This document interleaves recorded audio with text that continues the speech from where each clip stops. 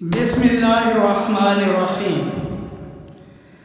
जब हम अपनी बहन बेटी का निकाह करते हैं तो उसे बतौर तोहफ़ बहुत सा सामान भी देते हैं। इस सामान को पंजाबी में दाज और उर्दू में जहेज़ कहते हैं। आज हम पंजाब रंग नज़ारे यूट्यूब चैनल के नाज़रीन को बताएंगे कि ये जहेज़ कब शुरू हुआ और क्यों दिया गया। अब मौजूदा दौर में ये एक लानत से भी बढ़कर है। जहेज़ की तारीख़ चंद सालों या चंद सदियों पर मुहित नहीं है, बल्कि इसकी तारीख़ हज़ारों साल पुरानी है।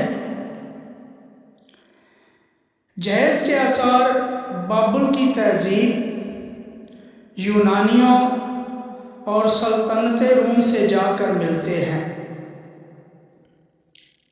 बड़े मज़ाब में जहेज़ किसी न किसी शक्ल में लिया और दिया जाता है, लेकिन इन मज़ाब के मानने वाले यही दावा करते हैं कि इनके मज़हब में जहेज़ के लेन देन का कोई ज़िक्र नहीं। सवाल ये पैदा होता है कि जहेज़ की लानत ने इंसानी मुआशरे में जगह कैसे बनाई और ये निज़ाम कैसे इतना मजबूत हो गया कि इसने इंसानी मुआशरे की शक्ल ही बदल कर रख दी। बरसगीर में जहेज़ का सिलसिला 18वीं सदी ईस्वी में शुरू हुआ, जिसके बारे में एक तारीखदान जिसका नाम दान आर्यन है, वो लिखता है कि हिंदू मत में औरत का विरासत में हिस्सा नहीं है। चुनांचे बरसगीर में बड़ी ज़ात के अमीर हिंदुओं ने 18वीं सदी में अपनी ज़िंदगी में बेटी का हिस्सा बतौर जहेज़ देना शुरू कर दिया।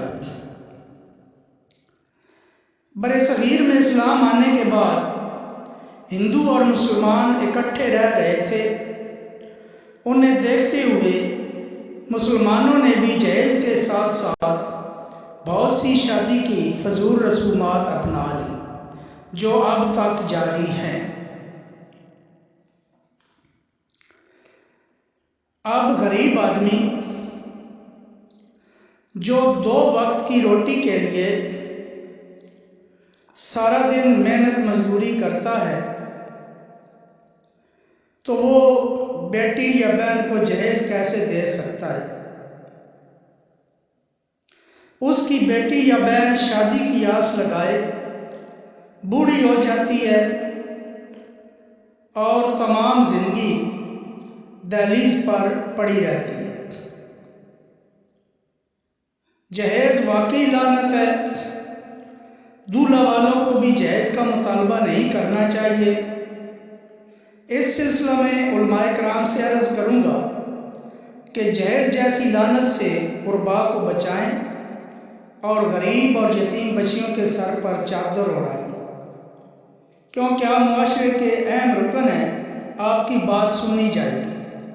अमीर और जागीरदार लोगों को भी इस बारे में ज़रूर सोचना चाहिए।